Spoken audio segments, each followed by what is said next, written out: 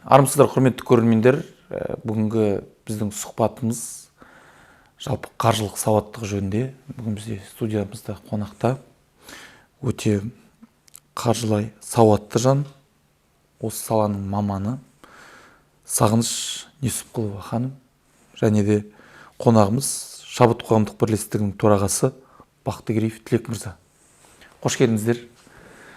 Студияға бұл енді еркін форматта, осылай әңгіме айтып отырып, жаңа форматта подкаст дейді ғой. Солай еркін өзіміздің, жалпы біздердің бағдарламамызды қарап отырған жастарға деген, жалпы барша біздің облысымыздың, еліміздің тұрғындарына деген шағын ғана ақпарат болсын деген ниетпен әңгіме соққалы отырмыз.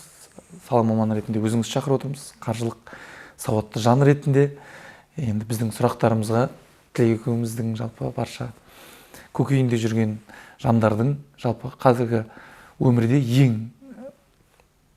қалай айтсақ болады, ең актуалды сұрақтардың бірі қаржы және де қаржылық сауаттылық, ақшаны үнемдеу. Бір сөзбен айтқанда. Қаржылық сауаттылық деген не? Мен сіз қазақша сұрақ қойдыңыз, орысша айта берейін, да? Болады. Бұл жер еркін. Ағылшынша жауап берсеңіз де болады, бірақ біздер түсінбей қалуымыз мүмкін, бірақ орысша түсінеміз. Финансовая грамотность деген – это умение иметь знания в области финансов по управлению своими деньгами, потому что у нас, этому не учили, да, не секрет, мы же выросли в советское время, воспитывались, и родители нас так воспитывали. В принципе, вопросу этому, не уделялось должного внимания. Жили мы в советское время, плановой экономики, и даже там доллары нельзя было обменивать, да. Люди что знали, это только банковский вклад в сберкассе. И получается, мы перешли уже 30 лет, как живем в рыночной экономике, но знания до сих пор у людей очень низкий уровень грамотности. То есть это финансовая грамотность, это знание о финансах, как работает финансовая система, какие есть инструменты и умение управлять, пользоваться этими знаниями, потому что можно знать и не пользоваться. А финансы — это на самом деле, я часто общаюсь с клиентами, с людьми общаюсь, и все думают, что это что-то сложное, что это что-то страшное, что мы не сможем, у нас не получится. Хотя можно начать с каких-то базовых вещей и уже в порядок привести свои деньги. Получается, этот пробел, который сейчас есть, задача именно финансовых консультантов, она именно позволяет, помочь людям освоить, тут, как говорится, темная сторона, да? Многие же, как у нас привыкли, кредиты берем, никто не боится. И наоборот, многие имеют кредиты, да, наверное, 75% населения нашего все закредитовано. Бар. Ондай кісілер бар, сіздің екі жаныңызда отырған сияқты. Бұл біздер енді сауатсызда болып құшамал, да, Тілек? Депозит, например. Пользуетесь, наверное, тоже, да? Тоже такой инструмент, в принципе, всем знакомый. Все об этом знают, уже не боятся, доверяют банкам. А как-то больше другие инструменты у нас не принято использовать. Тем более, фондовый рынок никто не изучает, как он устроен, как там можно зарабатывать, да? Какие там есть правила. Но люди зарабатывать хотят. Хотят быстро заработать, много заработать. И получается, проблема в чем? Это и ведет людей, жадность, она ведет к тому, что люди попадают в пирамиды. Тоже мы каждый раз слышим, да, у нас с каждым годом они не уменьшаются, наоборот, больше и больше становится, к сожалению. И все слышат, да, что есть пирамиды, что люди потеряли деньги. Ладно, потерял когда какую-то часть, которая, незначительная для человека сумма. Некоторые же прямо значительные деньги теряют. Квартиры закладывали, машины. И получается, теряли все буквально. Тоже от того, что нету знаний, от того, что не могут просто проверить компанию. Хотя есть элементарные правила, как проверить компанию. Любую финансовую компанию можно проверить. И тексеруге болады, да, легко можно проверить. Қалай тексересіз? Во-первых, если, допустим, мы кому-то решили доверить свои деньги, да? Біздер жаңа осының алдында деген, осының алдында бағдарламада дәл осы қаржылық пирамида жөнінде әңгіме соққан болатынбыз. Пирамиданың төбесіне дейін жеттік, бірталай жеріне дейін. Енді бірақ осы жерін тексермеппіз. Бұны енді сала мамандар айтып отыр ғой, оны тексеруге болады деп, иә. Ақша саларының алдында бізде алданған жандар келді, қонақ болып, барлығын айттық негізі. Ауқымды әңгіме болды, бірақ тексеру жөнінде айтпаппыз. Қалай тексеру жөнінде айтып өтсеңіз біз. Мысалы, схемасы жаңағындай барлығына белгілі да. Жаңағындай пирамиданың кәдімгі схемасы біле, астына адам жинай беретін. Бірақ сонда да алданып қалады адамдар. Некоторые прям, знаете, идут в пирамиду, понимая, что это пирамида. Да, вот кейбіреулері түсінеді, да? Они говорят, я сейчас наверху буду и быстренько заработаю. То есть на ком-то он хочет быстро заработать. Но эти деньги, которые обманным путем, да, человеку достались, они же ему, в принципе, во благо не будут. Потому что это же чьи-то слезы, правильно? Кто-то взял кредит, допустим, что пирамиду. Я знаю таких людей, которые брали прям кредиты. Были же разные пирамиды, да, у нас.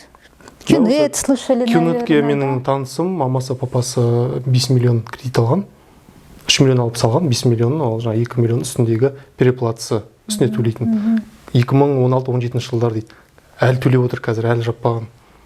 Мысалы, гарант ломбард 24 несіне, пирамидаға маған бір танысым айтты, осылай отқанда, тілек осылай, андай, айтады, тема бар, короче, давай сөйтейік, ақша жасап алайық. Кісілер пока көбеймей тұрғанда, басында тұрғанда ақша жасап алайық, сосын ертең жайлап шығып кетеміз деді. Где-то бір айдан кейін мен көрдім новостидан жаңағындай гарант ломбард пирамида болып шыққан, жабылған, ана несі ішіндегі бір мүшесі ма, или там несі болар енді. Бастығы болмас, ана ішіндегі басшысы емес қой енді. Ұсталған, тұр фотода. Бөлім басшысы десе. Бөлім басшысы, маркетинг дейсің. Вот сейчас вопрос, да, как проверить компанию, чтобы не попасться. Во-первых, если мы куда-то доверяем свои деньги, обязательно у этой компании должны быть лицензии. Национальный банк, наш регулятор, он контролирует весь финансовый сектор, и работать без лицензии на финансовом секторе нельзя. В первую очередь, самая простая проверка – лицензия. Допустим, компания говорит, да, у нас есть лицензия, у них на сайте она выложена, да, номер лицензии, когда выдан Нацбанком. Теперь на сайте Национального банка у нас есть такой регулятор, агентство финансового надзора, и у них на сайте можно зайти и любую компанию проверить. Лицензия совпадает, потому что Нацбанк просто так лицензию левую не выложит себе, правильно? Лицензия есть, раз. А вот жасауы мүмкін лицензия, да? Национальный банк ее выдает и у себя выкладывает. Жоқ, жаңа салыстырғанда деп айтып отырсыз. Ну, я, например, у меня такого не попадалось никогда, чтобы там лицензия была левая. Но люди должны знать, первое, это элементарная лицензия. Потом на сайте Нацбанка обязательно выкладываются, в агентстве Финнадзора выкладываются все финансовые показатели компании. Это открытые публичные организации. И уже там, допустим, ну, какая-то ТОшка, ИПшка, естественно, она никакие показатели нигде не выкладывает. У нее просто нет. Финансовая пирамида создается на короткий срок. Вы же сами сказали, да? Есть верхушка, которая быстро наваривается, и когда вот критическая масса набирается внизу, они быстро это закрывают, потому что там, понятно, у них цель не дать людям заработать, а это просто вот за счет новых клиентов. Деньги поступают, и в один момент прекрасно они закрываются, куда-то сбегают с деньгами. Ну, это, знаете, вот классика жанра, еще Мавроди делал, да, это когда-то. Да. Вот МММ было же, потом МММ в 2011, что ли, было. Мне тоже подруга звонила, говорит, Система сәл өзгерген жоқ. и вообще система не меняется. Система өзгерген жоқ. Сонда қалай? Біздікілер әлі алданып отыр. Хотят заработать быстро и много. Бізде андай Ошибка. критический мышление жоқ адамда деген. Арзан нәрсе көрді ма, андай тема дейді ғой, жұмыс ақша жасап алатын теманы көрді ма, сразу тек бітті, критическое мышление отключается и сразу барады да, жасап алу керек, істеп алу керек деген сондай. Ақша тек. Тек ақша бұл жерде. Бұның жауабы сол, да? Легкие деньги. Человек хочет легко заработать. У него нет знаний про инвестиции, да, например. Человек, который знает инвестиции, как устроен там фондовый рынок, он никогда в жизни не пойдет в пирамиду, правильно? А люди хотят заработать, ну, понятно, все хотят заработать, да, но в основном теряют. Получается, их цель-то не достигнута. И вот еще как можно проверить компанию, да, ну, вот отчетность, ну, открытая, да, она в открытом доступе. И, допустим, компания, она взяла, регистрацию проходит инвестиции, да, у нее есть вид деятельности, вот какой вид деятельности, и как она деньги принимает. Потому что пирамида, насколько я слышала, Гарант Ломбард мне рассказывали, что там люди просто несли в их офис деньги, наличкой отдавали. То есть это уже не через кассу банка, правильно делается? Понятно уже дело, что это ненормально. Как организация нормально, она не принимает деньги, просто вот сидит и в кабинете где-то там принимает наличкой. Такого нет. Да, но они изначально знали, просто хотели просто навариться и все, да? Да, а потом жалуются. Да, потом жалуются. Потом жалуются. Ештеңе білмегенсіз ұқсап, да? Да. Вот я знаю человека, который взял, ладно, кредит 1 000 000 тенге, да, в Каспе. Своих денег не было, это опять ошибка. Инвестировать на заемные деньги. Потому что можно инвестировать на деньги, которые свободные. И ты знаешь, что на долгосроке они у меня свободные от обязательств любых. Я могу ими рисковать. Да? Потому что любая инвестиция, в любом случае, риск есть. Просто есть инструмент консервативный, есть умеренный риск и есть высокие риски инвестиций. Поэтому тут все-таки зависит от человека, от каждого человека, психология какая. Кто-то хочет рискнуть, он любит риск. Люди же разные есть. Кто-то вот на машине быстро ездит, да, в каких-то аттракционах он катается, например, а кто-то туда в жизни не полезет, где там вот так. Такие аттракционы бывают же страшные, например. Я бы лично туда никогда не полезла, да, но есть люди, которые, наоборот, им адреналин нужен. В инвестициях тоже так же. Это все-таки психология очень связана с деньгами сильно. И получается, тут человек должен определить, я какой инвестор? Я консервативный, я хочу понемножку, долго, я не претендую на большие доходы. Я умеренный инвестор, допустим, да, какие-то есть инструменты, которые вот, могу использовать, или я более такой рискованный, и тогда я уже буду там и акции сам покупать и продавать их на бирже. Сейчас же это доступно, в принципе, всем. Поэтому и самое главное, проверка пирамиды, это у компании, если есть международный рейтинг, у нас есть рейтинговые агентства международные, да, вот основные 3. Это S&P, Fitch и Moody's. Если, например, у финансовой компании есть вот этот рейтинг подтвержденный, да, и у него рейтинг именно, там, допустим, у Казахстана рейтинг, у самого государства тоже рейтинг, там 3B, да, и чтобы, редко компании, которые имеют рейтинг на уровне государственного. Хотя бы там будет 2Б или Б, чтобы стабильный был рейтинг, долгосрочный стабильный рейтинг. Тогда этой компании можно доверять, потому что международные агентства, они просто так рейтинг никому не присваивают. Поэтому это тоже один из вариантов проверить компанию. То есть, если есть рейтинг, все, железобетонно, этому можно доверять. Железобетон. Да, это можно доверять, потому что международный рейтинг, она оценивает, допустим, у нас есть же страны США, Великобритания, Германия, там, Япония, такие развитые страны, у них рейтинги высокие, уровень А, 3А. Бұл жерде рейтингке байланысты дейсіз ғой, жаңағы оларды сіз айтқан секілді қарауға болады, да, тексеріп. Сразу скажу, вот эти мелкие компании, которые открываются, закрываются, наши ТОшки там, они рейтинг даже туда не подаются. Они даже не пытаются, они не смогут туда подать себя. То есть очень большая проверка идет, и это только крупные бизнесы подаются туда, солидные компании. Түсінікті. Сіз енді шет жағасын айтып отырсыз, қаржылық сауаттылықтың тексеру керек дедіңіз.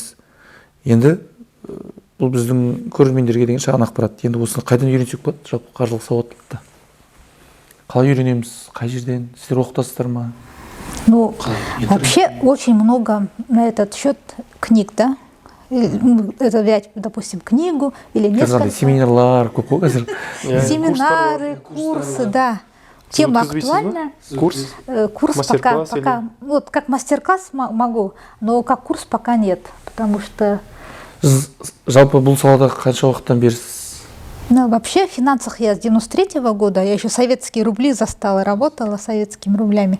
В финансовой системе я 26 лет проработала. Да. Содан бастап? 93-те бастадым жұмыста. Ол кезде доллар 40 тенге болған кезде ма? Мен бір газеттен көргем. Когда в 93-м году, в ноябре, поменяли рубли советские на тенге, и вот я помню вот этот курс, да, когда был курс маленький, вот март 1994 года, курс был 4 тенге за доллар. Представляете, какой был курс? $1, да? $1 стоил 4 тенге тогда. Сейчас он стоит 470. 4 теңге болмаса 100 есе теңге өсіп болды. тұр ғой сонда деген. 100 есе өсіп тұр ғой 100%. Вот я помню этот курс. Потому что... толтыр сатып алып қалмаңыз долларлар Вот. сол кезден бастап осы қаржылық сауаттылықтасыз. Я. Тамаша. Қаржы саласындасыз. Жаңа біздің сұрағымызға біз енді қалай үйренсек болады. Yeah. Мысалы, кітапты, может, посоветуйте, там, 2-3 книги базовых, чтобы начать людям. Ну, самая книга такая, да, которую, в принципе, любой консультант будет рекомендовать, которую можно, ну, человек легко поймет вообще вот этот принцип, да, закон денег. Эта книга «Самый богатый человек в Вавилоне».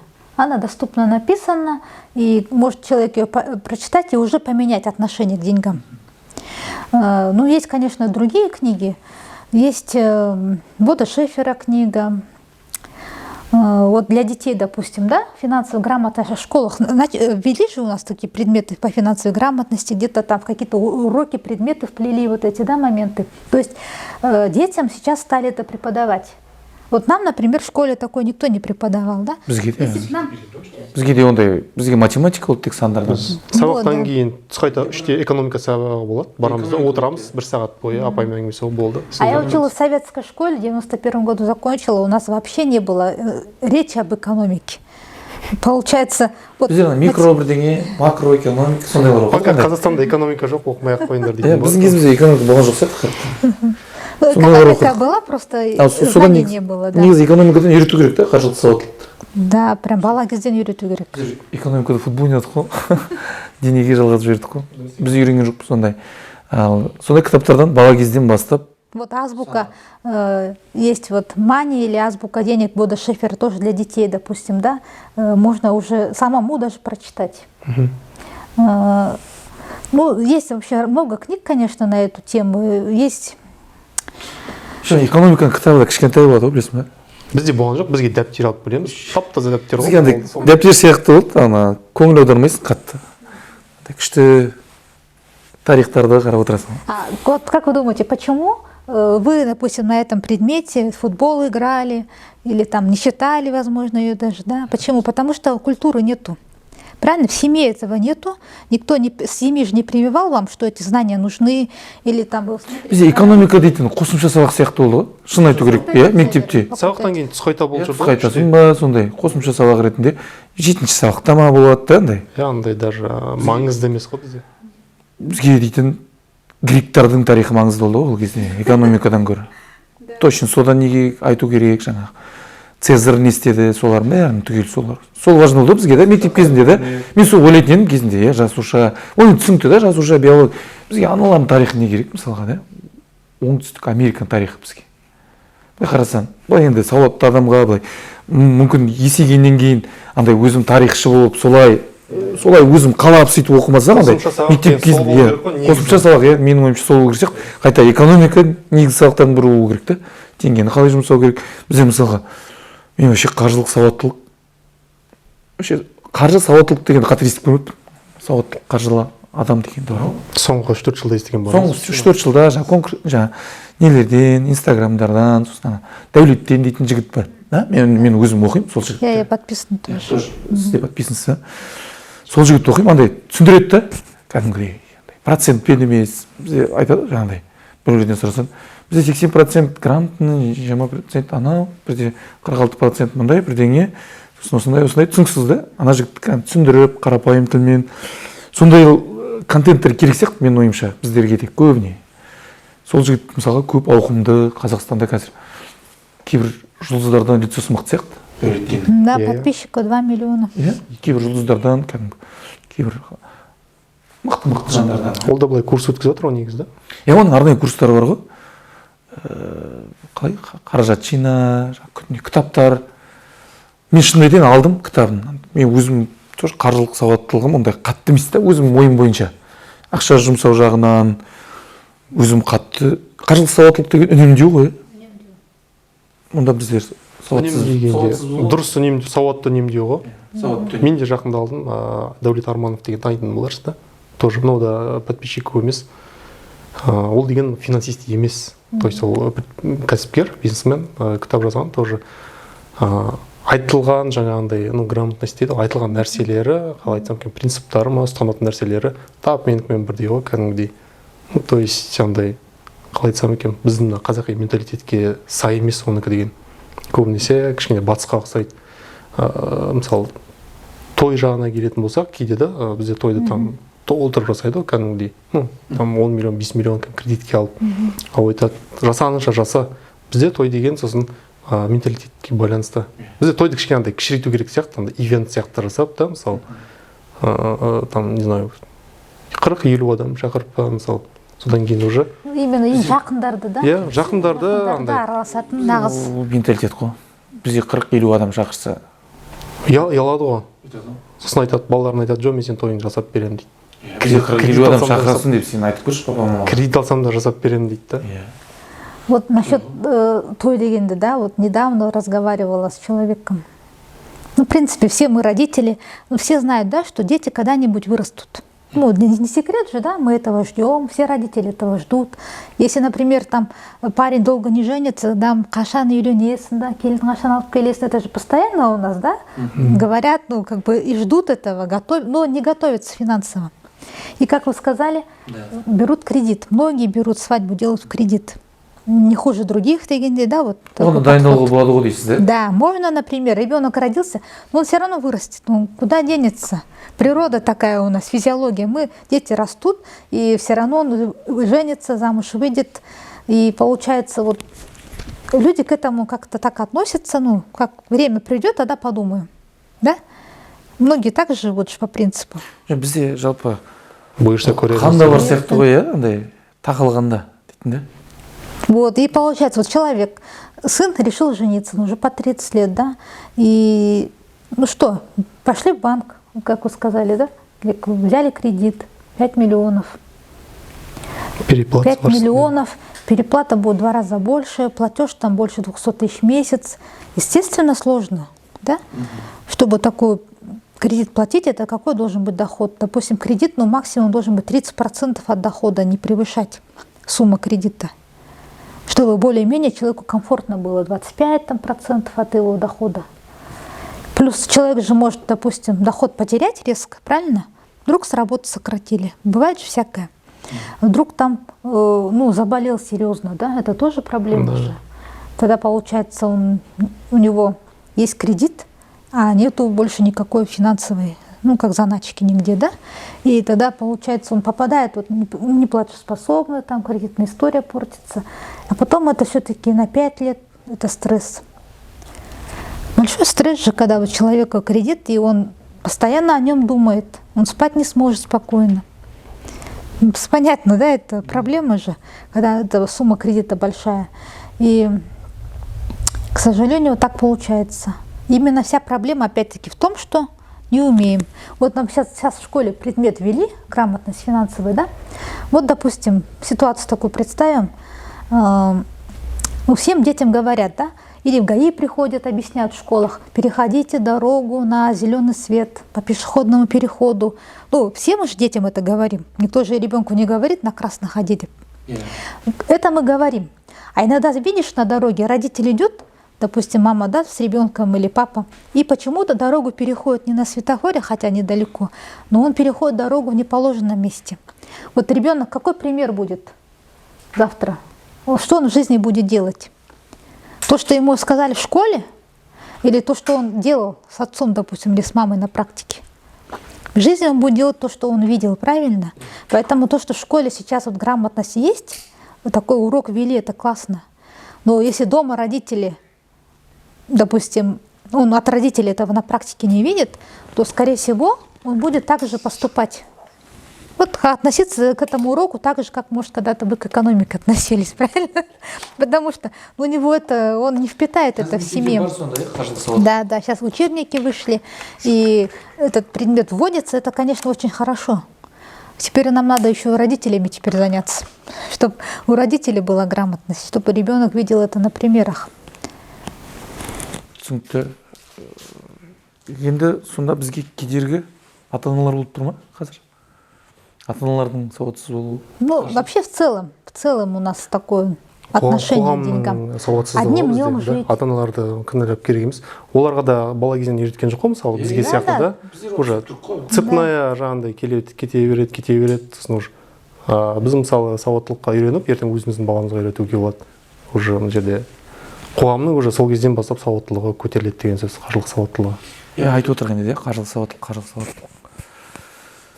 Қалай істеу керек қаржылық сауаттылық үшін? Ну, самое элементарное, да? Самый простой, вот самый первый этап, как говорится, да, который, в принципе, все могут делать, вести свой вот, доходы, сколько пришли и куда они ушли. Базовое, да, то, что начала говорить, это учет доходов, расходов. Кто-то ведет это вручную, пишет где-то в тетради там, или в блокноте. Кто-то, ну, я думаю, удобно сейчас приложение скачать. И приложения есть разные, я сама разные пробовала. Есть такие приложения, которые ты вот, ну, расход сделал по карточке, да, и она уже в приложении тебя отражает. То есть еда прям по категориям раскидывает. Вот я пробовала приложение Zen Money, приложение Дреби деньги пробовала, но оно что-то мне не зашло, там интерфейс такой неудобный, не в этот. И вот несколько приложений я попробовала, названия сейчас все не помню, но я сейчас пока остановилась на Monify. Ну, здесь, допустим, я карточкой оплату проведу, она автоматом не разносит мне по категориям, я должна сама вручную ввести. То есть я попробовала вот эти приложения, которые сами автоматически, ты даже не знаешь, ну, как бы не прослеживаешь, вот куда мои деньги ушли, потому что это автоматом делается, как бы само собой, да. Потом мы же часто перекидываем карточки, например, нескольких банков есть, да, у человека, он перекидывает с одного банка на другой, это тоже там отражается как-то, понимаете, вот каша какая-то получается, не знаю, мне не зашло лично, может, кому-то нормально. Ну, как обычно, выписка банка, да? Там просто... Там прям по категориям будет разбито, да. Вот на связь столько, на химию столько, там, в общем, вот. И получается, категории мы сами себе определяем, потому что у всех же свои разные категории.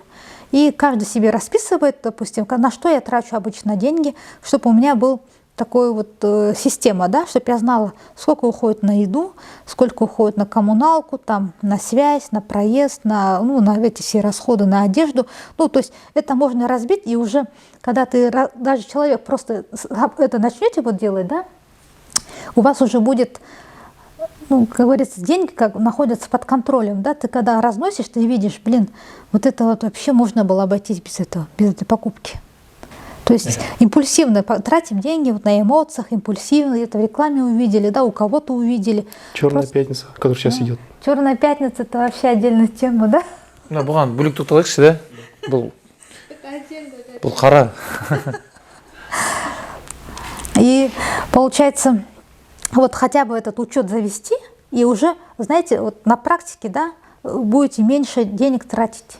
Потому что человек смотрит, блин, ну это вообще, по сути, было бессмысленная трата, да? В следующий раз остановишься. Каспийде рассрочка болып жатыр деген сияқты алып тастағандар ғой, да?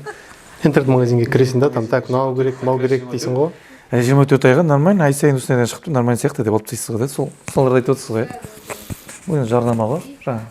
Планировать свои покупки, да? Даже элементарно, ладно, Каспий Жума там иногда бывает, там год 1-2 раза. А мы, допустим, в магазин ходим постоянно же, все ходим в магазин, ну, тоже есть приложение, вот я лично пользуюсь, я покупки свои планирую, да, допустим, что купить, не на листочке, а вот в приложении удобно делать. И ты уже идешь в магазин, и знаете, когда есть вот с этим списком, то есть каждый раз его не пишешь, просто вот я купила там, допустим, яйца, отметила, оно вниз ушло, неактивные, купила там молоко, оно вниз ушло, да. То есть перед тем, как пойти в магазин, я смотрю, что мне надо купить, выбрала эти продукты, они у меня поднялись в активную часть. Я уже, когда иду лично сама по супермаркету, я смотрю, у меня это списки, то есть я уже на какие-то другие вещи в магазине внимания не обращаю, ты как бы фокусируешься на своем списке и берешь только то, что у тебя в списке. А если обычно, как без списка, когда я ходила, было, да? Ну, мы женщины же все такие, наверное, бывает. Заходишь в супермаркет, а тележки же почему сделали такие большие? Раньше когда-то не было тележки, и людям приходилось в руках это все носить. Но если у меня тяжелая сумка, я уже больше не захочу таскать, правильно? Этот Картоп тұзын ала қояды дейсіз ғой, да, сондай. Да, а тут большая тележка, она тебе все везет, много помещается туда. И получается, человек туда ложит, это увидел, положил, вот скидка на что-то, акция, да, там еще что-то. В общем, берем, потом, когда подходим к кассе, у нас полная тележка. Половина вообще ненужных вещей, которые по акции купил, там у тебя, может, 2 бутыля чего-то дома стоит уже, да, например, какой-то бытовой химии или чего-то, но это так специально, да. Ну, маркетологи просто так свой хлеб же не едят. Они рекламу запускают, они вот эти товары так расставляют. Почему-то хлеб находится там где-то где-то в конце, да, туда надо пройти через весь зал. Почему они сразу не поставят его? Мына жерден шоколадный май сатып аласың уже, да? Да, психология ол адам. Психология, это все, да. Құрметті көрермендер, супермаркетке барғанда тележка алмаңыздар. Или Кира, былайдан наоборот можно идти с тележкой, но со списком. Конкретно. Когда есть список, я сама лично на себе это, вот, как говорится, проверено, да. Я иду в магазин, у меня есть список, так, по-моему, называется приложение «Мои покупки» или как-то точно. Потом, если что, в комментариях можно же будет добавить, да, приложение могу порекомендовать. Да, да, шарам. Сіз айтып беріңіз, приложенияларда жаңағы біздің көрермендерге қажет болып қалар. Маған да қызық негізі приложениялар. Есептеп жүресің, ата былай есептемейсің да ғой. Мен тек анда-санда мысалға енді Каспиймен көп жұмыс жасайсың ғой, приложениесімен. Содан қарап қоясың ғой. Бір жұмада мында лақтырған кейбірде түсінбей жатасың, мында неге лақтырдың, мында не алдың вообще. Жаңа сондай кезде жақсы екен приложениялар. Комментарийға жазу болады оғанда. Мен комментарийға жазамын. Мысалы, таксиге төлегенде каждый раз такси жазамын. Менде сосын ана жылдық несін қараймын мен. Машина алған экономны ма, әлде таксимен жүрген экономны ма деп. Такси эконом пока. Сізді комментарий жазасың да? Рахмет, такси. Жоқ, просто такси деп жазып жіберемін. Сосын выписканы қарағанда, анда комментарий тұрды ғой менде. Такси бәрін, таксиге қанша кеткен, сосын жылдың соңында қосамын да солай шығарамын. Мен дейтін, за обед, сондай лақтырып, сонда түсінбей отырасың, дымда не үшін, неге лақтырдың, қайда? Анастасияға неге жібердің? Вообще, Светлана неге деп бар ғой. А чтобы не забывать в тот же день, это, знаете, как вот привычка водится же у человека, да? Ну, нам, конечно, допустим, когда человек хочет какое-то изменение сделать, пусть даже учет доходов, расходов вести, да? Мы же знаем, что нами, вот слышали, наверное, книги читали, да, мозг нами управляет. Но ему не хочется париться, он так привык жить, так спокойно ему, напрягаться не хочется, естественно, он будет сопротивляться. Блин, каждый день писать, это же скучно. Мне одна женщина, знаете, как сказала? Ой, если я буду все это писать, я вообще несчастная буду. Представляете, до какой степени? Ну разве можно от того, что 5 минут зафиксируешь траты, ты от этого не станешь несчастным, да? Наоборот, у тебя деньги появятся. Да. Чем вот писать в Каспи, лучше сразу туда. Да. Это прям, знаете, вот я даже вот расход сделала какой-то, автоматом захожу, но сначала привычку надо выработать. Какой-то трекер можно тоже скачать, да, приложение. Трекере отмечаешь. Сегодня расход занес, птичку поставил, расход занес, птичку поставил. И ты когда уже 2-3 месяца это делаешь, потом на автоматизме это начнешь делать.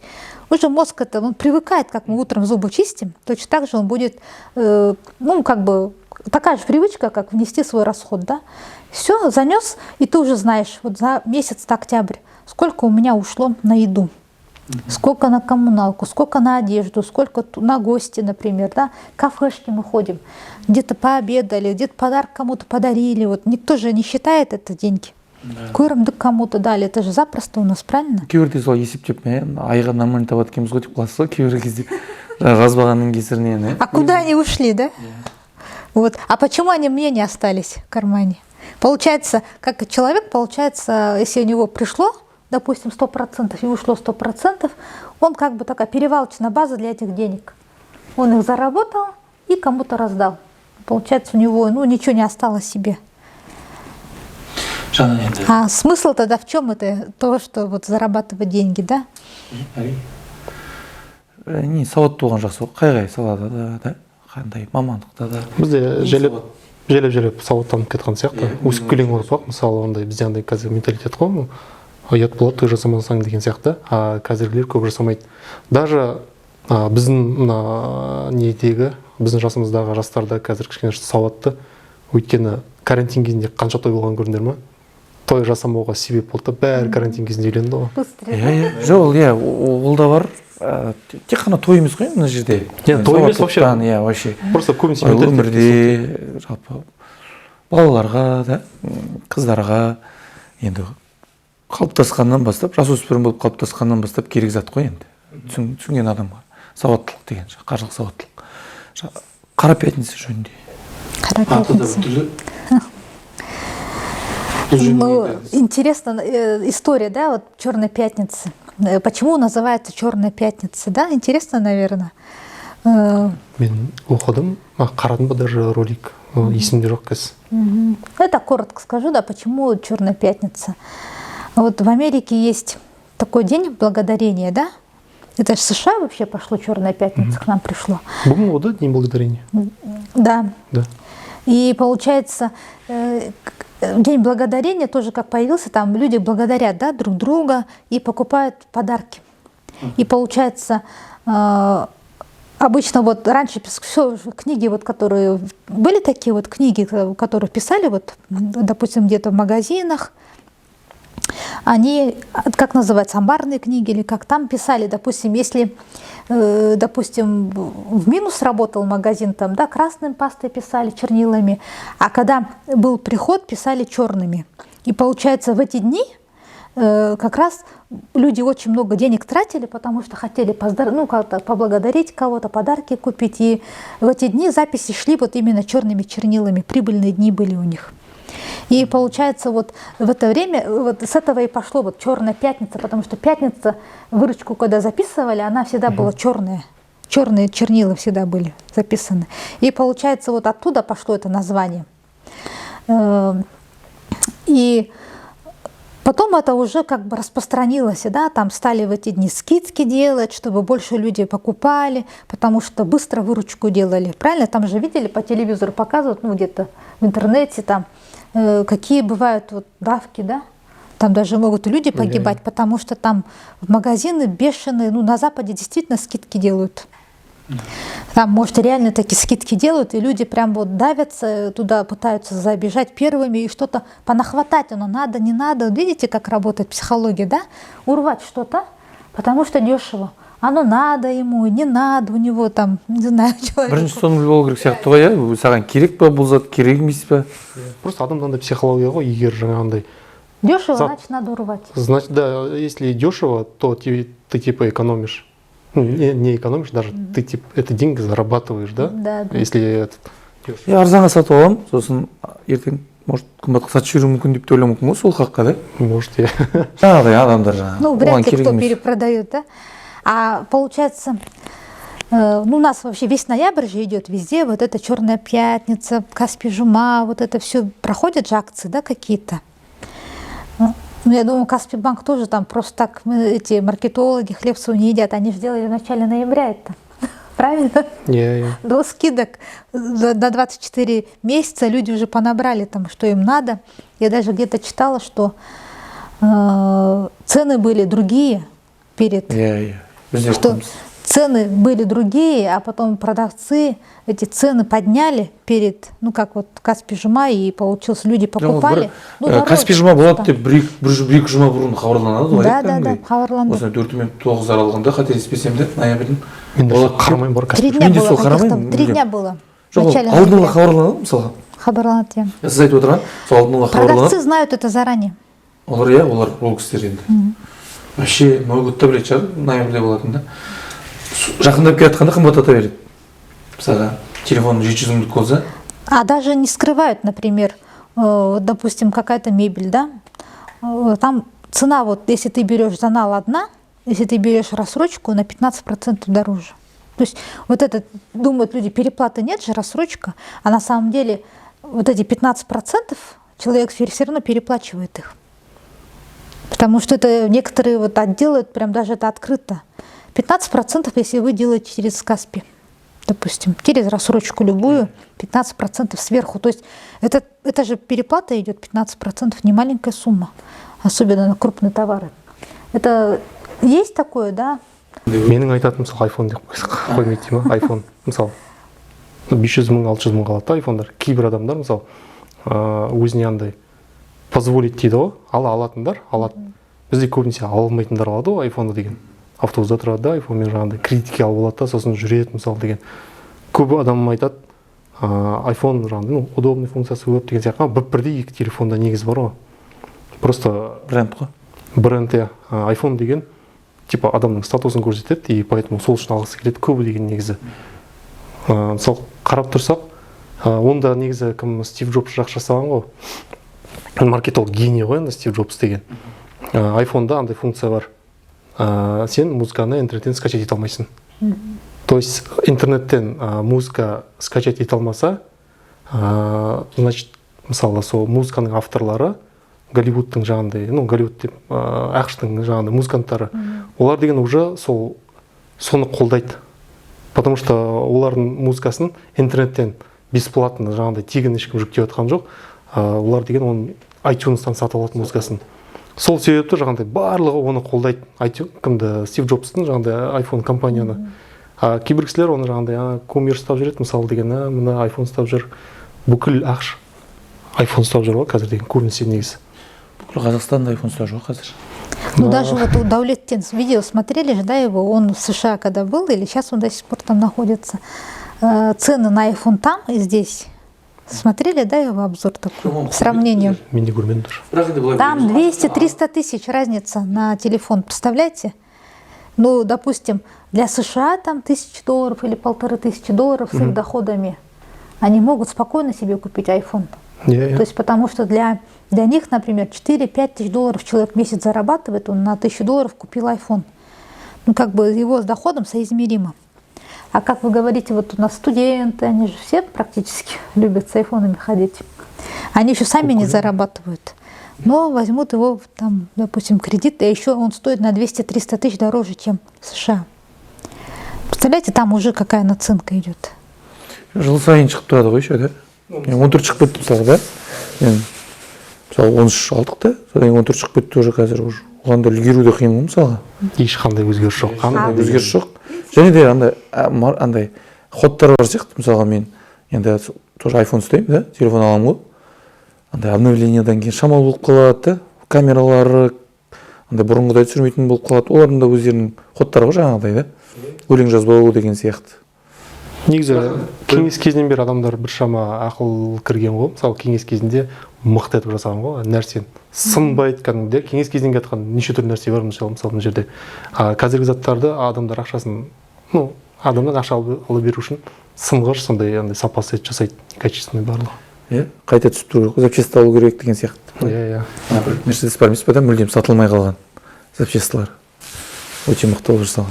Бізде де жолда әдейі сол үшін сапасы жасайтын сияқты, каждый жол ақша түсіп үшін, адамдар жұмыспен қамту үшін деген сияқты. Ну, то, что вы затронули тему, да, почему некачественный товар производится?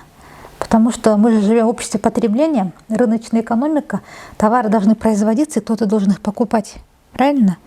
А если, например, все будет очень качественно, Советский Союз — это была плановая экономика. Там вообще потребление практически, нам дефицит же был товаров, да? Yes. И получается, качественно делали эти машины, там холодильники некоторые советские до сих пор у бабушек, наверное, работают, да? А новые холодильники, они так работать не будут, потому что это должно через какое-то время сломаться, чтобы другой человек купил новый. Потому что если у каждого будет все работать по 50 лет, то производства не будет. Это общество потребления, и мы живем в такое время, когда нас прям вынуждают менять телефон каждый год. Да?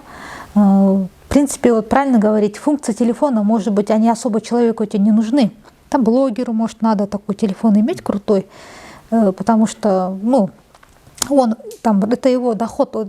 Для него телефон является актив, который ему деньги приносит. Но многие, кто берет себе телефоны такие дорогие, для них это телефон, это просто, как не актив, он деньги не приносит, понты. Потому что быть, допустим, с простым телефоном, у меня лично такой обычный телефон, у меня нет такого, чтобы я там именно эту марку хотела и там что-то такое купила. Для меня важны функции телефона, что связь, допустим, да, чтобы была память хорошая, и скорость, чтобы была, там, операционная память, вот эти технические моменты какие-то. Но не обязательно для этого брать за 500-600 тысяч телефона. Но есть и в дешевых моделях. әрине енді әрбір жан өзінің қаражаты жеткенін алады ғой. Негізі әрбір қазақтың да, әрбір қазақ азаматының, азаматшасының ең соңғы үлгідегі сапалы дүниемен жүрген қалаймыз ғой негізі. Қаражат жеткенін алғаны дұрыс қой. Бізде просто жетпей алып жатады ғой, сол ғой. Енді ол бес саусақ бірдей емес қой. Вот я даже помню историю, да, это было несколько лет назад в Технодоме, что-то покупала подарок, надо было маме купить подарок на день рождения. Лето, и девочка, ей лет 11. По-моему, она 5 класс закончила. Просто вот познакомилась с женщиной, разговорились. Она покупает ей iPhone. Ну, тогда был какой-то iPhone, я не помню, там, тогда 6-й или 7-й было в те годы. И она, значит, покупает телефон, iPhone в кредит дочке. А я говорю, а зачем маленькой девочке такой дорогой телефон? Ну, вот она закончила 5 класс на одни пятерки, типа вот как бы ей в подарок за то, что она закончила на пятерке, и мама, значит, берет в кредит этот телефон дорогой. То есть, ну, получается, какая связь, да? Если на пятерке закончил, значит, ты как бы тоже не совсем правильно, наверное, воспитание ребенка, что вот ты вот это сделал, и за это ты получаешь телефон. Она же, в принципе-то, учится для себя. Не для мамы учится девочка, да, не для учителя, не для кого-то. Она для себя, для знаний человек учится. И вот это получается тоже какой-то перекос неправильный. Что если ты пятерки получаешь, тебе за это вот что-то. Понимаете? Бұл қайта кішкене мотивация ғой. Жылағандарға алып беріп отырғандар бар ғой, да? Просто класстасынан көріп жылағандарға да алып беріп жатыр ғой. Анау қайта оның астына нормально сияқты, беске бітірді. Ну, смотрите, этот телефон ребенок 11-летний. Его функции использовать не сможет, правильно? Ну, просто через год-два он устареет.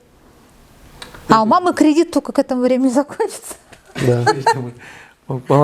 Балаң өскеннен кейін айтасың, мен саған iPhone алып бердім, сен де алып бер дейді. Может, оған нормально олар. Школ бітіргенше стап жүр деймін. Школ бітіргенше сосын айтады, мен саған алып бердім, енді сен алып бер. Просто мына жерде мынандай ғой, 5 бітіргенге iPhone алып беріп жатыр. Ертең 6-шы класты барлық 5-ке бітірсе не алып береді сонда? Ол бала деген iPhone алып алғаннан кейін. Жоқ, қара, тілек, мысалға 5-ші класты бітіріп отырғанда 5-ті алып береді ғой. 6-шы класты бітіріп отырғанда 6-ті алып береді ғой. 7-й, 11-ті, нормально келатыр ғой, 14-ті, 4-ші курс бітіргендерге 14-ті алып беріп жатыр. Сондай болып жатыр ғой. То есть ничего, да, нормально? Жоқ, бұл менің ойымша, 5-ші сыныптың баласына iPhone алып беру, классындағы біреуден көріп тұр ғой. Иә, балалар бір-бірінен көреді да, соған қызығады. Бұл сыныптағы жағдайы бар, біреу алып берді оған. Жағдайы бар, ата-ана алып берді ғой енді оған. Класста әртүрлі ғой, енді 20-30 оқуш әртүрлі жағдайы әртүрлі. Мысалы, менің классымда мысалы жағдайлары әртүрлі болды, балалардың, нелердің. Білесің ғой енді, каждый. Ортада. Соған алып береді, сосын оның телефоны фотоға түседі бүкіл класс. Андай телефон тоже қалай түсін, бір күні болмасын, бір күні айтады ғой папасы мен мамасына. Бізде осындай iPhone ұстайды деп. Ата кім өзінің баласының шамалы жүрген қалайды, да? Манағы әңгіме ғой, той, осы бәрі өзінің баласына деген адамның.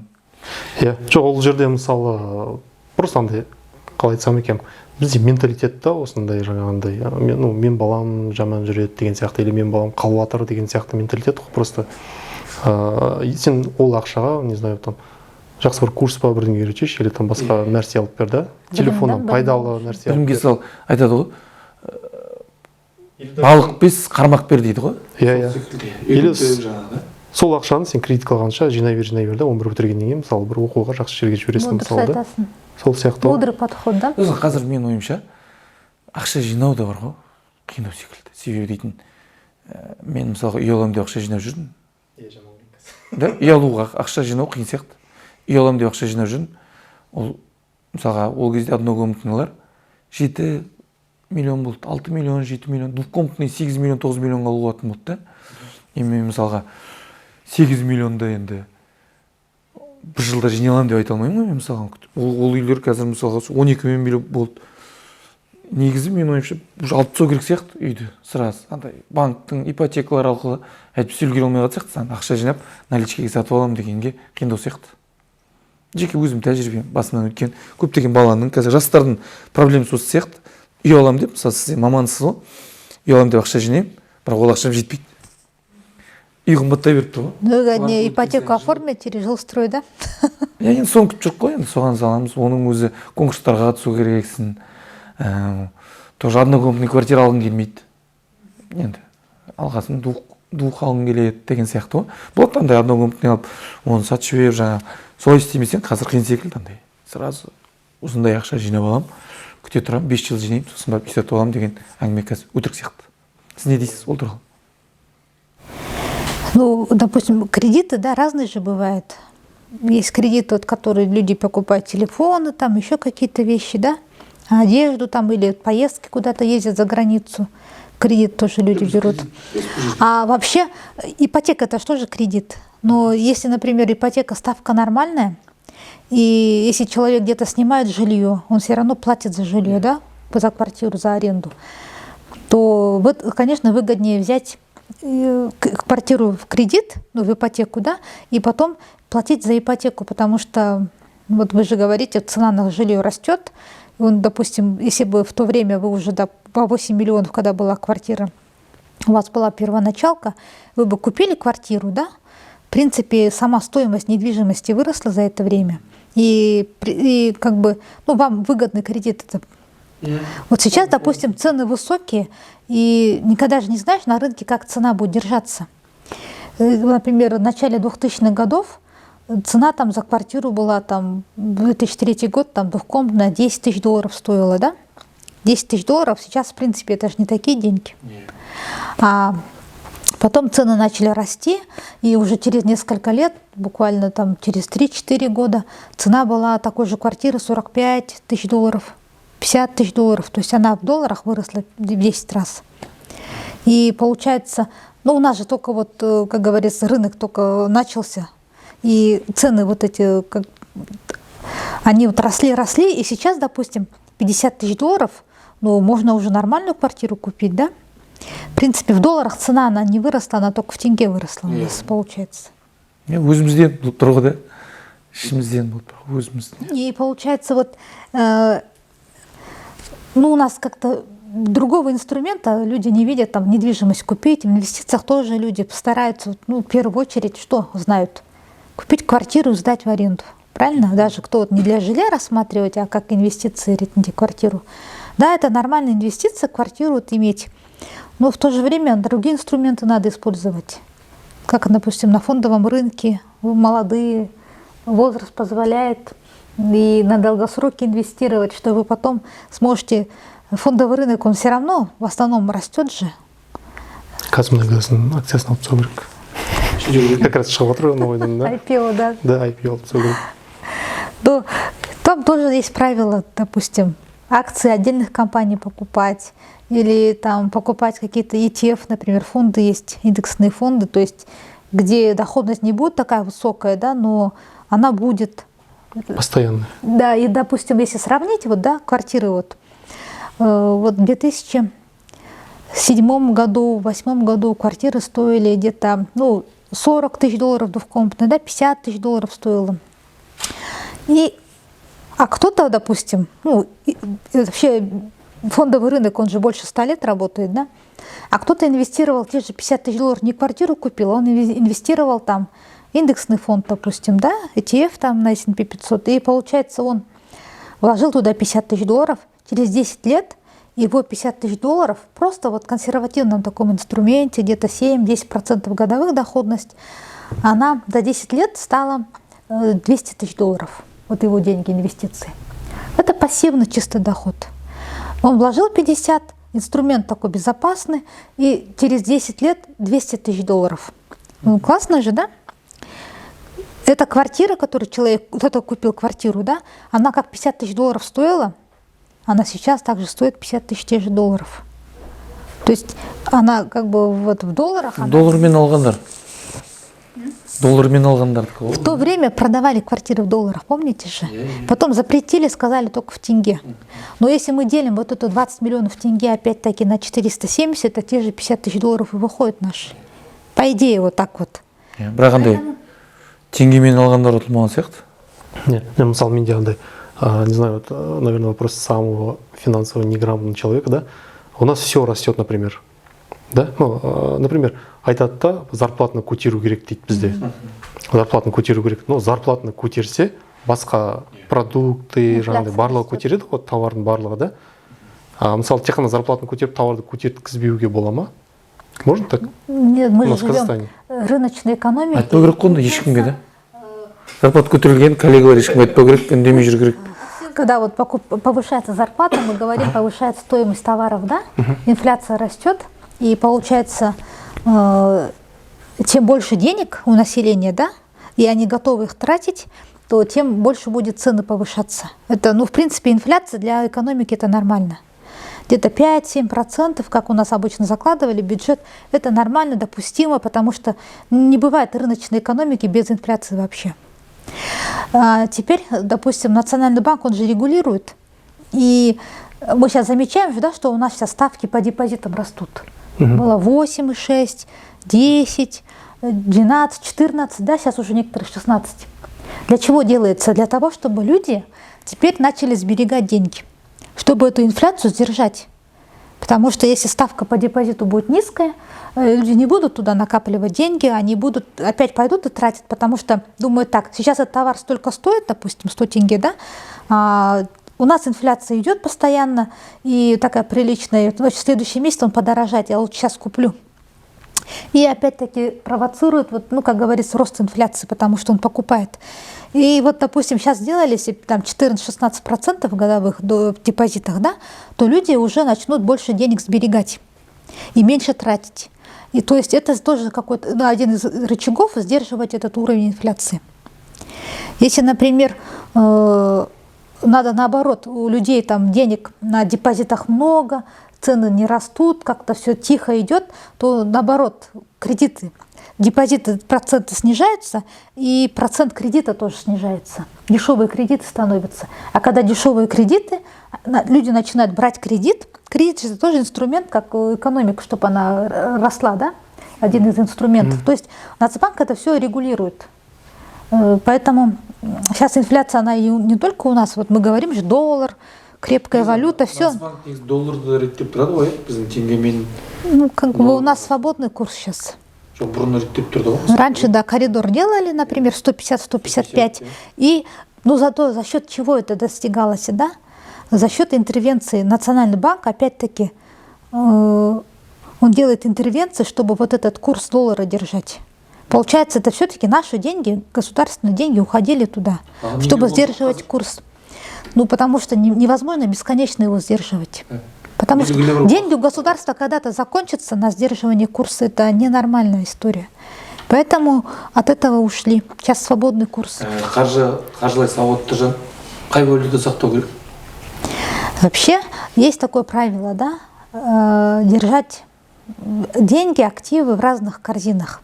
То есть не в одной какой-то валюте, не в одном каком-то инструменте финансовом, да, допустим. Не в одном банке, да, даже? Не в одном банке даже, да, не в одном финансовом инструменте держать деньги. То есть они должны быть разложены в разные вот корзиночки, да, потому что никто не знает, вот курс доллара тенге какой будет. И получается, ну, делать хотя бы там 50 на 50. То есть это самое такое простое, да, половина тенге, половина доллары. Доллар подскочил, допустим, тенге упала, но человек остается при своем. Как бы свое не теряет, хотя бы он сохраняет то, что у него было. Вот, и получается, если человек там держит все только в тенге, а потом курс доллара резко вырос, он же теряет на этой разнице, да? А чтобы этого не было, держать вот хотя бы 50 на 50. Ну, когда-то вот советовали, конечно, еще и евро держать, да, но сейчас вот в Европе кризис, и если только брать вот на перспективу долгую, что есть свободные деньги, и, допустим, евро сейчас недорогой, можно, конечно, евро купить, но если человек знает, что я лет 5, они мне вообще не понадобятся. Я думаю, Европа за 5 лет-то выйдет с кризиса. Сейчас никто на самом деле не знает, что будет, да? Мы не знаем, например, завтра, что будет с фондовым рынком. Америку все смотрят, вот следят, вот, допустим, какая там ставка Федеральная резервная система, и каждый раз вот они ставку повышают потихонечку, хотя раньше этого не делали. И насколько это будет ставка повышаться, и смотрят, будет ли, вот, допустим, падение экономики, рецессия. Все ее ждут, вот уже об этом говорят прям с зимы, но пока вот как-то справляются, да. И получается, да, разные. Ну, если есть возможность купить, көп болу керек. И Ол үшін инструменттер көп болу керек. Ол үшін бірінші ақшаң болу керек. Ол үшін сен вообще ақшасы бар адамдарға деп айтып жатырмын. иә, қаржылық сауатың болу керек ол үшін. Ақшасы бар адамдар қалай сақтау керек деп сізге сұрақ қоятын. Жоқ адамдар и так та сақтамайды ғой. Ана комментарийде жазып жібереді ғой, ертең дым ақшамыз жоқ, net инвестицияны неге айтып отырсыңдар деген сияқты да. Иә, жоқ енді. Бізде акция алатын ақша жоқ қой деп жазып жібереді. Иә, акция алатын бар жандарға деп отырғанымыз ғой. Жоқ жандарға ақша жасау керек қой, еңбек ету керек. Ну, да, поднимать, повышать доход свой, да, какие-то свои навыки прокачивать. Сейчас же много возможностей, в принципе, если есть желание. Біздің менталитетке мәлі қалай екен? Біздің өзіміздің қазақылық па, андай бір біздерде андай курс бірдеңе дегендерге сенбейміз ғой совсем. Қой. Қолма-қол болмаса бізге де көтеріп тастап, бірдеңе істеп тастап, солай болмаса бізде андай жұмыстарға жаңа ғой енді андай. Мысалы бұрын дейтін, осылай подкаст түсіретін, былай, басқалай, бірдеңе жасап, интернет арқылы реклама түсіріп ақша табуға дегендей қой деді ғой да? Тек вагон түсіріп сондай болды ғой. Физическим трудом заработать, да? Біздерде әлі де бар сияқты сондай менталитет әлі. Андай ақша табу, соның комфортын өзгерту, жаңағы қосымша табыс табу, өзінің қабілетіңді арттыру дегендерге біздер ол жағынан сәл-сәл бір-екі қадам болсын артта қалып келе жатқан секілдіміз. Адамдар қырларын ашу жөнінен тек қана бізде қандай ғой, жұмыстасың ба? Иә, жұмыстамын 9-дан 6-ға дейін, да? Бізде андай көп қосымша жұмыс істегенде көп жоқ қой, зарплата аласың. Сколько есть, столько есть, да? Әрі кетсе жұмыста левый өрме деп сұрайды. Иә, соңғы кезде былай бар негізі қосымша. Ну, қосымша левый ғой сол енді. Қосымша левый өрме деп сұрайды. Мұғалімдер, жаңағы интернет-магазинмен айналысады, әртүрлі сондай сияқты. Шаруаларым бар ма дейді, сол. Жаңа ашылып келеді. Молодежь все-таки, да, она к этому открытая же, правильно? Она обучается, таргетинг там, еще какие-то вещи, вот СММщики, сейчас же много новых профессий. И молодые, они схватывают это. И в принципе, молодежь, отношение другое, взгляды другие сейчас. Вот, абсолютно. Біздің өзіміз енді 30-ға келіп қалдық қой. Біздің өзіміз енді жас емеспіз ғой. И то 35-ке дейін созды ғой, Қазақстанда жасқа кіріп жатыр ғой, бірақ 29-дан бітіп қалдық қой. Негізі, бірақ андай жастарды білемін да, андай 2000 жылғы, 2001 жылғы басқа жерлерде қызмет атқарғанда да осы жерде жұмыс жасап жатады, мысалға телевидениеда жұмыс істеп жүріп, сонда жас балдар, қыздарды көрдім. Шынымен сүйсінесің да, алар. Иә, 3-4 жерде жұмыс жасайды қазір жастар. 3 жерде жұмыс жасайды. Мен андай кезімде даже ойлаған жоқпын. Бір жерде жұмыс жасаймын деп ойлаған жоқпын. Бізде тек 3 выбор болды ғой. Охрана, там официант или там доставка ма бір сияқты. Даже доставка болған жоқ бізде. Официант, охрана. Или алғыр мал басын. Алғыр мал басын. Или грузчик вагон түсіресің. Или жаңағыдай жұмысқа кіресің, 70 мың аласың, 60 мың, ол кезде 40 мың сондай алып жүресің, болды, зарплат. Одан жаңағы бір-екі күнде левый болып қалған. Басқа ондай болған. Ана балдарды көргенде кәдімгідей риза боламын. Анда телевидение жұмыс істейді, тағы бір басқармада жұмыс істейді. СММщик бір жерде ресторанда, даже кешкісін кофе бір жерде жұмыс жасайды. Сондай да, андай. Заправкада жұмыс жасайды бір балдар, журналист балдар. Кешкісін ана балдарға өте риза болып, жас балдарға сіз айтып отырсыз ғой. Оған келсем, өте мықты, үлгі алу керек сияқты бізге олардан да. Иә. Негізі әр жастан бір-бірінен үйрене береді ғой негізі. Ну, сосын барлығы СММщик болып кеткен тағы жаман да. Мысалы, әр адам өзіне ұнайтын, өзінің қолынан келетін, жақсы келетін нәрсесін жасау керек. А то қазір бәрі СММщик, бәрі блогер болып кеткісі келеді жаңағындай. Ол андай заманында ғой. Андай уақытымен болады. Бір кезде бәрі бірдеңе болып кетеді. Иә. Содан кейін қайтадан. Сосын жайылып сейіледі дейсіңдер. Уақытлар қалады да. Иеліктен өтіп, содан кейін отбор өтеді. Отборный солар қалады, отборныйлар қалады. Сосын келесі тағы оған бәрі келеді. Бақталасыз ғой енді. Иә. Өмір содан тұрады ғой енді. Абай атамыздың өзі айтады осы. Ну вот у молодежи к отношению к финансам, да, отношение к деньгам, молодежь, вот что мне нравится, они по-другому к этому относятся. Они уже не ждут, что их кто-то должен обеспечивать. Они не ждут там, что, допустим, не говорят, там, мне должно государство все обеспечить. У них не такой подход, они говорят, я сам должен. Видите, как меняется вот поколение сейчас новое, молодых людей. Вот я тоже им благодарна, потому что они понимают, что все зависит от самого человека, не от кого-то, не от какого-то дяди, тети, там, от правительства и все такое, да. То есть каждый человек, получается, вот свою жизнь он сам должен, да, чему-то научиться новому. Как вы говорите, допустим, он работает где-то журналистом, а еще где-то заправщиком. То есть, ну, ему как бы он не считает, что это зазорное, что-то там стыдно, там эта работа меня недостойна. Он ищет доп. Доход, правильно? А у кого-то денег нету, и он ходит на одну работу, и больше никакие вообще варианты там даже не рассматривает себе, да, не пробует ничего. И получается, ну, довольствуется тем, что у него есть. Мы же все люди разные, и получается, все-таки тут сейчас такое время, каждый сам для себя решает, вот я как хочу. Так вы говорите, вот, допустим, да, мало денег у человека, и нету денег для инвестиций. Ну вот акция, сколько стоит Казмунайгаза? 8400, да? 8402 тенге. Ну, в принципе, не может быть, чтобы не было даже таких денег. Вот сейчас IPO, да? Пожалуйста, ну хотя бы купи эту акцию, да? Ну хотя бы ты опять купи там, ну что-то можно же сделать, да? Начало положить как бы инвестированию, ну что-то сделать. Или там просто надо поменять свое мышление, да? Не то, что получил, потратил. У нас, ну, не умеют люди. Они как деньги воспринимают? Получил деньги, потратил. Получил, потратил. И уже наперед знает, куда он их потратит. Правильно? А тут есть такой закон. Это закон «заплати себе первому». То есть, если человек получил там, допустим, 100%, и 5%, 10% убрал. Ну, допустим, 100 тысяч получил, 5 убрал. Но он же сможет без этих 5 прожить, в принципе. Его жизнь там сильно не ухудшится от этого. Ну, не сходит в кафешку один раз, там пиво не попьет, там, да? Или что-то такое вот. Ну, не купит он себе какое-то там, не знаю, ну, что-то, то, что, допустим, ну, элементарно, по мелочи деньги уходят же. И если просто даже возьмет вот учет доходов, расходов человек будет вести, он уже процентов 15, 20, 25 денег, он будет видеть, что они уходят просто в никуда. Просто никуда. Получается, человек свое время, свою жизнь потратил на это, чтобы заработать, а потом кому-то их просто раздает. Ну, отношения надо все-таки здесь поменять. И получается, у него потихонечку он наберет себе капитал дальше для инвестирования. Да. Сначала подушку создаст безопасности себе, потом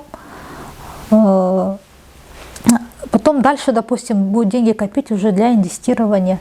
Но если вот молодые люди, да, молодость это же классно, времени впереди, большой горизонт планирования. И получается, он только за счет сложных процентов он свой капитал увеличит там несколько раз.